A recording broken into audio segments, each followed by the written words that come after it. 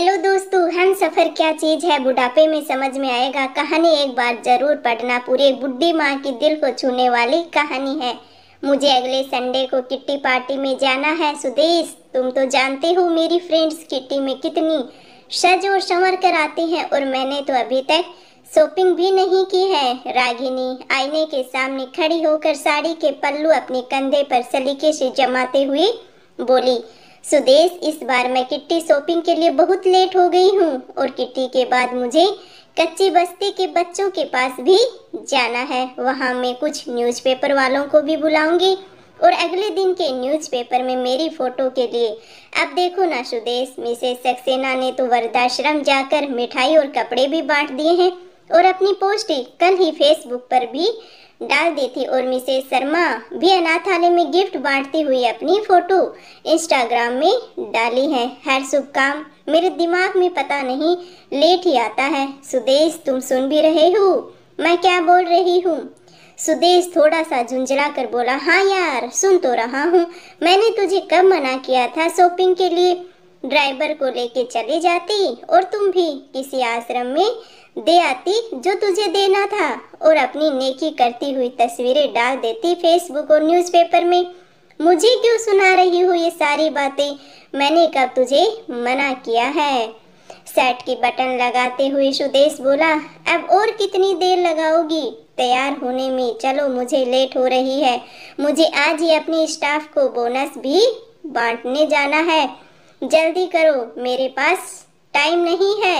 यह कहकर वह रूम से बाहर गया। तभी संदेश बाहर बैठी अपनी लॉन में अपनी माँ पर एक नज़र पड़ी, और कुछ सोचते हुए वापस रूम में आता है। अपनी माँ को देख करके उसके दिमाग में आता है कि रागिनी, हम शॉपिंग के लिए तो जा रहे हैं, क्या तुमने माँ से भी पूछा है कि उसको भी कुछ चाहिए क्या? रागिनी बोली, नहीं, वैसे भी अब उनको इस उम्र में क्या चाहिए यार, 2 वक्त की रोटी और 2 जोड़ी कपड़े, जो बस यही तो चाहिए। इसमें पूछने वाली क्या बात है? वो बात नहीं है रागिनी, माँ पहली बार गर्मियों की छुट्टियों में हमारे घर रुकी हुई है, इसलिए, वरना तो हर बार गांव में ही रहती है, तो औपचारिकता के लिए ही पूछ लेती कम से कम। अरे, इतना ही माँ पर प्यार उमड़ रहा है तो खुद क्यों नहीं पूछ लेते? झुंझला कर चीखी रागिनी, क्योंकि रागिनी को गुस्सा आ गया, और कंधे पर हैंडबैग लटकाते हुए तेजी से बाहर निकल गई बड़बड़ाते हुए। सुदेश माँ के पास जाकर बोला, माँ, मैं और रागिनी उसकी शॉपिंग के लिए बाजार जा रहे हैं, आपको भी कुछ चाहिए तो बता दो माँ। माँ बीच में ही बोल पड़ी कि मुझे कुछ नहीं चाहिए बेटा। सोच लो माँ, अगर कुछ चाहिए तो बता दीजिए, सुदेश फिर से माँ से कहता है, और सुदेश के बहुत जोर देने पर माँ बोली, ठीक है, तुम रुको, मैं लिख कर देती हूँ। तुम इतनी ही जिद कर रहे हो तो तुम्हें और बहू को बहुत खरीदारी करनी है, कहीं भूल न जाओ, इसलिए मैं तुझे लिख कर देती हूँ। और सुदेश की माँ अपने कमरे में चली गई, और कुछ देर बाद बाहर आई और एक लिस्ट सुदेश के हाथ में थमा दी। उस लिस्ट में लिखा क्या था वो जरूर सुनना आप लोग। सुदेश ड्राइविंग सीट पर बैठते हुए बोला, देखा रागिनी, माँ को भी कुछ चाहिए था पर वो बोल नहीं रही थी। मेरे जिद करने पर एक लिस्ट बना कर दी है माँ ने मुझे, क्योंकि इंसान जब तक जिंदा रहता है तो रोटी और कपड़े के अलावा भी बहुत कुछ चाहिए होता है उसे। तुमने कहा था ना उन्हें सिर्फ 2 वक्त की रोटी और कपड़े ही चाहिए। नहीं रागिनी, अच्छा बाबा ठीक है, पर पहले मैं अपनी ज़रूरत की सारी सामान लूँगी, बाद में आप अपनी माँ का लिस्ट देखते रहना, कहकर कार से बाहर निकल गई रागिनी। तो और पूरी खरीदारी करने के बाद रागिनी बोली, अब मैं तो बहुत थक चुकी हूँ, और मैं तो कार में एसी चालू करके बैठती हूँ, और आप माँ जी का सामान देख लो। अरे रागिनी, तुम भी रुको, फिर हम साथ चलते हैं, मुझे भी जल्दी है, देखता हूँ माँ ने क्या मंगवाया है, कहकर सुदेश ने माँ की लिखी हुई पर्ची जेब से निकाली। और बाप रे, इतनी लंबी लिस्ट, पता नहीं क्या क्या मंगवाया होगा। रागिनी कार में बैठी बैठी ही सोच रही थी, जरूर अपने गांव वाले छोटे बेटे के परिवार के लिए बहुत सारे सामान मंगवाया होगा। और बनो श्रवण कुमार, कहते हुए गुस्से से सुदेश की ओर देखने लगी। रागिनी तो मन ही मन में सोच रही थी, इतनी बड़ी लिस्ट को देख करके ही पर ये क्या, सुदेश की आंखों में तो आंसू आ गए थे और लिस्ट पढ़ते हुए सुदेश के हाथ तो बस सूखे पत्ते की तरह हिल रहा था, पूरा शरीर कांप रहा था।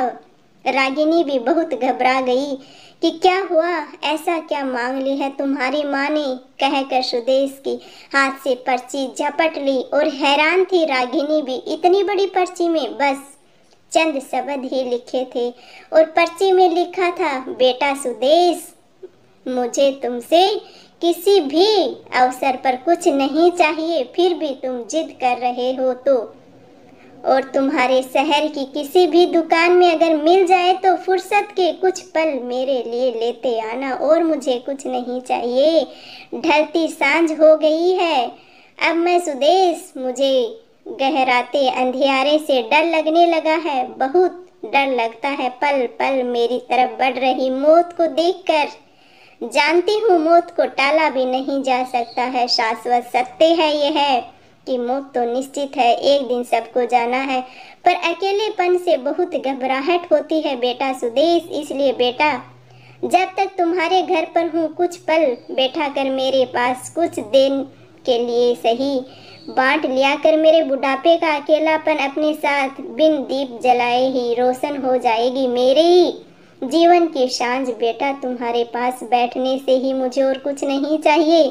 कितने साल हो गए हैं बेटा तुझे स्पर्श ही नहीं किया है, एक बार फिर से आ और मेरी गोद में सर रख और मैं ममता भीजे हथेली से सहलाऊं तेरे सर को, एक बार फिर से इतराऊं मेरा हृदय मेरे अपनों को करीब, बहुत करीब पाकर बेटा, और फिर मुस्कुरा कर मिलूं तो मौत के गले। क्या पता बेटा, अगली गर्मी की छुट्टी तक रहूं या ना रहूं, तुम मेरे लिए फुर्सत के 2 पल खरीद के लाना बेटा। और पर्ची की आखिरी लाइन तो पढ़ते पढ़ते पर्ची ही हाथ से गिर गई। दोस्तों, आपको हमारी कहानी कैसी लगी कमेंट करके ज़रूर बताना। माँ बाप को पैसों की भूख नहीं होती, अपने बच्चों के प्यार की होती है।